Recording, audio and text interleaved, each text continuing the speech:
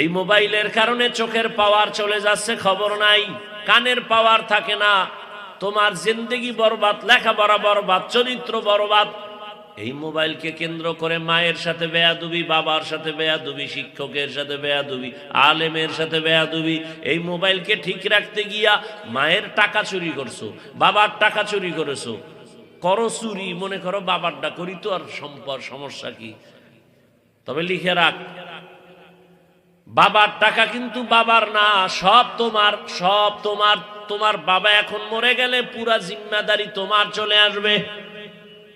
মূলত তুমি বাবারটা ক্ষতি করো না, নিজেরটাই ক্ষতি করতেছো। আর একটা কথা মনে রাখবা, বাবার কামাই করা পুঁজি যদি অন্যায়ভাবে চুরি করো, খেয়ানত করো, কোটি কোটি টাকা যদি বাবায় কামাই করে, কোনোদিন বরকত আর থাকবে না। এরে আল্লাহর বান্দারা, স্কুলে পড়ো, কলেজে পড়ো, চাকরি করো, ব্যবসা করো, আল্লাহর ভয় নিয়ে নিজের গুনাহ থেকে বাঁচাও। এবার বাস্তবে তুমি মনে মনে ভাবতেছো যেটা কেমনে সম্ভব, কেমনে সম্ভব? আমি তো স্কুলে পড়ি, কলেজে পড়ি, কেমনে সম্ভব নামাজ রোজার দাড়ি টুপি কেমনে ঠিক রাখবো? এটা কেমনে সম্ভব? এবার একটু উদাহরণ দেই রে বাবা। ও আমার যুবক বাবারা, ভালো করে নজর করে দেখো, জীবনে কোনোদিন মাদ্রাসায় পড়ে নাই, কোনোদিন আলিফ বাতাও শিখে নাই। তোমার মতো যুবক স্কুলে পড়ে, কলেজে পড়ে, চাকরি করে, ব্যবসা করে, 5 বেলার নামাজ পড়ে, সত্য কথা বলো, আসেনি? কে যুবকেরা খুব মাস্তানি ভাবলো গুরু না? হ্যাঁ ভাইরা আমার, ও যুবক বাবা, তোমার মতো যুবক র্যাব, আর্মি, পুলিশ, বিডিআর এর চাকরি করে 5 ওয়াক্ত নামাজি আসেনি? তোমার আল্লাহ বিবেক দিছে, প্রশ্ন করি, বলো তুমি কেন পারো না? তোমার মতো যুবক ওসি, ডিসিএসপি 5 ওয়াক্ত নামাজি, তোমার মতো যুবক স্কুল কলেজে পড়ে নামাজ ছাড়ে না, বলো তুমি কেন পারো না? তোমার মতো যুবক রাস্তায় গাড়ি চালায় নামাজ ছাড়ে না, তুমি কেন পারো না? অবশ্যই তোমার কপালে অভিশাপ লাগছে কারো, মা বাবার বরদোয়া লাগাইছো কিনা জানা নাই, শিক্ষকের বরদোয়া লাগছে কিনা জানা নাই, আলেমের কলিজায় আঘাত দিছো কিনা জানা নাই। না হয় তোর মতো যুবক যদি রাস্তায় গাড়ি চালায় নামাজ পড়ে, তুমি কেন পারবা না? তোমার মতো যুবক যদি চেয়ারম্যান, মেম্বার, এমপি, মন্ত্রী হয় নামাজ পড়ে, তুমি কেন পারবা না? তোমার মতো যুবক যদি নদীর মধ্যে মাছ ধরে নামাজ পড়ে, তুমি কেন পারবা না? তোমার মতো যুবক যদি ময়দানে কৃষি কাজ করে নামাজ পড়ে, তুমি কেন পারবা না? অবশ্যই তোমার কপাল খারাপ, তোমার কপাল অভিশপ্ত কপাল, তোমার কপালে কারো বরদোয়া লাগছে। তুমি কেন নামাজ পড়তে পারো না? না পড়ো, এরপরে যদি অন্তরে দুঃখ থাকে, হুজুর পাইলে যদি দোয়া চাও, হুজুর নামাজ পড়তে পারি না, দোয়া কইরেন, চেষ্টা করতে যেন পারি। আর যদি এমন বেয়াদব হও, এমন বেয়াদব যদি হও যে নামাজ না পড়লে অসুবিধা কি, দাড়ি না রাখলে অসুবিধা কি, টুপি না পড়লে অসুবিধা কি? তোমার মতো রসুলের দুশমন আর কেউ নাই। তুমি নিকৃষ্ট বেয়াদব, তুমি নামাজ পড়তে পারো না, কোনো ঝগড়া নাই, ভালো মানুষ দেখলে দোয়া নিবা। আর প্রশ্ন যদি করো না পড়লে অসুবিধা কি, তোমার মতো বেয়াদব এই জমিনে আর একটাও নাই। তুমি শুধু বেয়াদব না, তুমি নিকৃষ্ট বেয়াদব। লিকুল্লি শাইইন জিনাতুন ফিল ওয়ারা ওয়া জিনাতুল মারই তামামুল আদাবি আজ খোদা খা হিমে তৌফিক আদব বেআদব মাহরুমে গাশত আজ ফজলে রা। বাদশাহ হারুন রশিদের নাম তো অনেকে শুনছেন। এই শুরুতে মাইকটা ভালো ছিল, এত পণ্ডিতি করে এরা। ভাইরা আমার, যাই হোক ভাই, চিল্লা চিল্লি করেন না, আমি দোয়া করে দিব, সময় কম, শেষে আফসুস করে দনুকুল হারাইবেন। চুপচাপ শুনতে থাকেন। বাদশাহ হারুন রশিদের নাম শুনছেন না? তার স্ত্রীর নাম কি? শেষ, বুদ্ধিমানী সব শেষ। পুরো দুনিয়াটারে গরম বানায় গেছে বাদশাহ হারুন রশিদ, তার স্ত্রীর নাম জানেন না। জুবায়দা খাতুন তার স্ত্রীর নাম। এত বড় বাদশাহ হারুন রশিদ, পৃথিবী আলোড়ন সৃষ্টিকারী এক রাষ্ট্র পরিচালক। তার স্ত্রী জুবায়দা, তার কাজের মহিলা ছিল 100। তিনিও কোরআনের হাফেজা, তার 100 কাজের নারীও কোরআনে হাফেজা। জুবায়দা খাতুন সিস্টেম করে দিলেন, আমার রাজপ্রাসাদে, আমার বাড়িতে 24 ঘন্টার প্রতিটি সেকেন্ড যেন তেলাওয়াতের আওয়াজ হয়। বাক কইরা দিছে, এই মহিলা তুমি তেলাওয়াত করবা 1 ঘন্টা, এরপরে কামে যাও, আর একজন শুরু, আর একজন কাজে যাও, আর একজন শুরু, আর একজন কাজে যাও। এইভাবে আমি জুবায়দার বাড়ি 24 ঘন্টার প্রতিটি সেকেন্ড যেন আল্লাহর কোরআনের তেলাওয়াতের আওয়াজ বের হয়। এর স্বামী বাদশাহ হারুন রশিদ একদিন তিনি আলেমদের ডাকলেন, দেশের বড় বড় মেহমানদারি করাইলেন। কোরআনের পরে সিংহাসনে বাদশাহ হারুন রশিদ বৈশা জিজ্ঞাসা করে, এই হুজুরেরা কেমন খাইলেন? অনেক খাইছি। আমার একটা প্রশ্নের জবাব দিয়ে যান। কি? বলে, আমি কি জান্নাতি নাকি জাহান্নামী?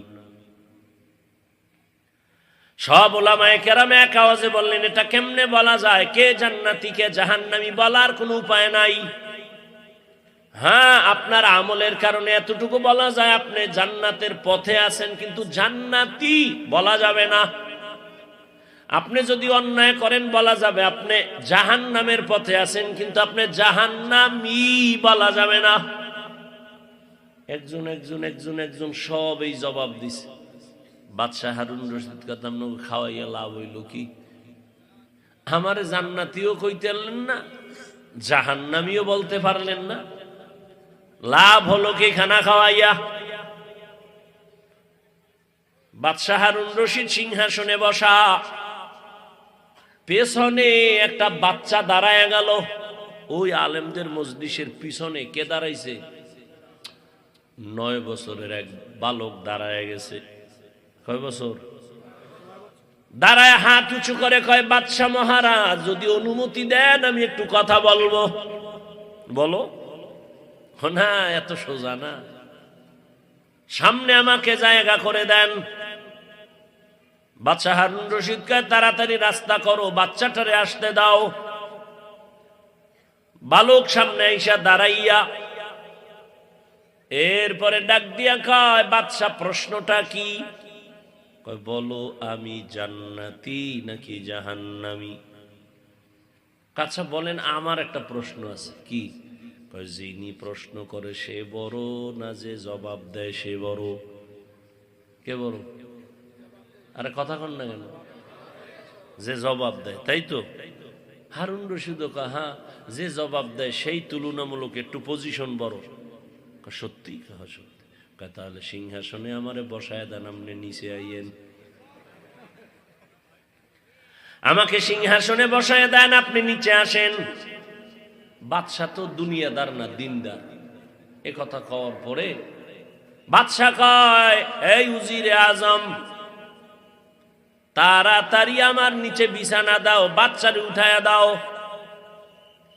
বাদশাহ হারুন রশিদ নিচে নাইমা বালক 9 বছরের সিংহাসনে যখন বসছে, বৈশাই একটা ভূমিকা দিয়া বলল, যার মধ্যে কোরআনের এলেম আছে তাদের সম্মান তো এমনই হয়।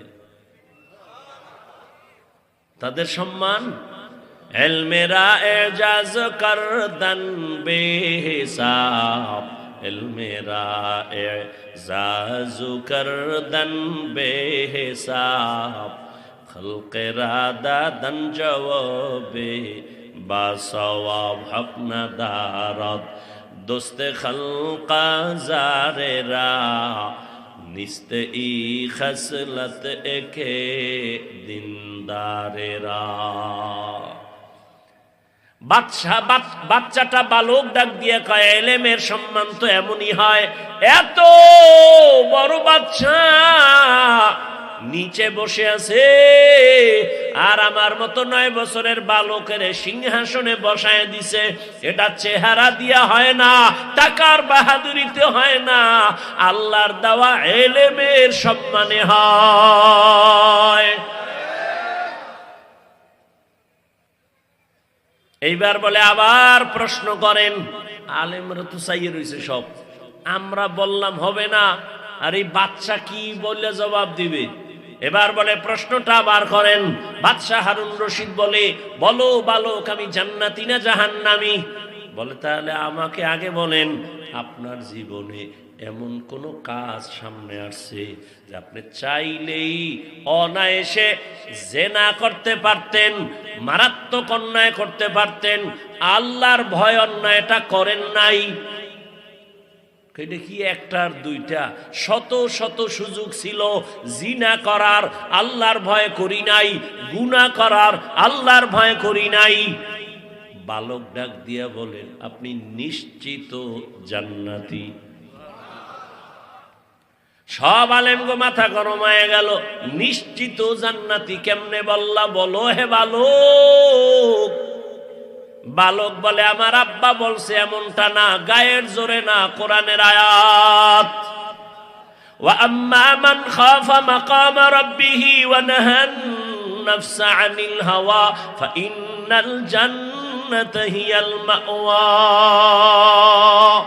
हर के दारद खौफे हकदार दिल मदहम जन्नतुल मावा देहद রামাকাম। আল্লাহ ওয়াদা করেছেন, যারা আমার আদালতে হিসাব দেওয়ার ভয় নিজেকে গুনাহ থেকে বাঁচাবে, আমি আল্লাহ ওয়াদা দিলাম তার ঠিকানা জান্নাতুল মাওয়া, তার ঠিকানা জান্নাতুল মাওয়া। আল্লাহ ওয়াদা দিলেন। এই বালক যেমন তেমন বালক না, জমানার বড় একজন আল্লাহর প্রিয় গোলাম। ভবিষ্যতে যার কথায় চলবে দুনিয়ার হাজারো কোটি কোটি মানুষ, এখনো চলতেছে তার কথায়। এই ব্যক্তি হলেন 4 মাযহাবের 4 ইমামের একজন, ইমাম শাফিঈ রাহমাতুল্লাহ আলাইহি। ইলমে রা'জাজ করদন বেহিসাব, খলকে রাদাদন জওয়াবে বাসওয়াব। ও আমার কলিজার যুবক বাবারা, বৃদ্ধ বাবাজিরা, পর্দার আড়ালের মা বোনেরা, এখনো সময় আছে। আপনার মনেরে বুঝাইতে থাকেন, এরে মন, আমার মতো যুবক যদি জেনারেল লাইনে থাকিয়া স্কুল কলেজে পড়িয়াও নামাজ পড়ে, আমি কেন পারবো না? আমার মতো জেনারেল লাইনের মানুষটা যদি চাকরি করে নামাজ পড়ে, ব্যবসা করে নামাজ পড়ে, আমি কেন পারবো না? এখনো সময় আছে, তওবা করো। মা বাবার দোয়া নিয়া এখনো সময় আছে, ফিরে যাও। আলেমদের দোয়া নাও, শিক্ষকের দোয়া নিয়ে তওবা করো। আর যতদিন আল্লাহ বাঁচাইবা, জীবনে আর নামাজ ছাড়বো না, আর দাড়ি কাটবো না, বেপরদায় চলবো না, মা বাবার সাথে বেয়াদবি করবো না। উলামায়ে কেরামের দোয়া নিয়া, শিক্ষকের দোয়া নিয়া, নবীজির তরিকা মেনে চলবো। তওবা করার মতো যদি অন্তর তৈরি হয়, মুনাফিকি না থাকে, খাঁটি তওবার নিয়ত যাদের আছে, দুটো হাত আল্লাহকে দেখাও। আয় আল্লাহ, হাতগুলো কবুল করে নেন। আয় আল্লাহ, আমাদের তওবা কবুল করে নেন। আয় আল্লাহ, আমরা তওবার নিয়ত করলাম, আর দাড়ি কাটবো না, নামাজ ছাড়বো না, বেপরদায় চলবো না। মা বাবার দোয়া নিয়া, উলামায়ে কেরামের পরামর্শ নিয়া, শিক্ষকের দোয়া নিয়া, নবীজির তরিকায় চলবো। আমাদের তওবা কবুল করে নেন। তওবার উপরে মজবুত হইয়া চলার মতো তৌফিক দান করেন, আমিন।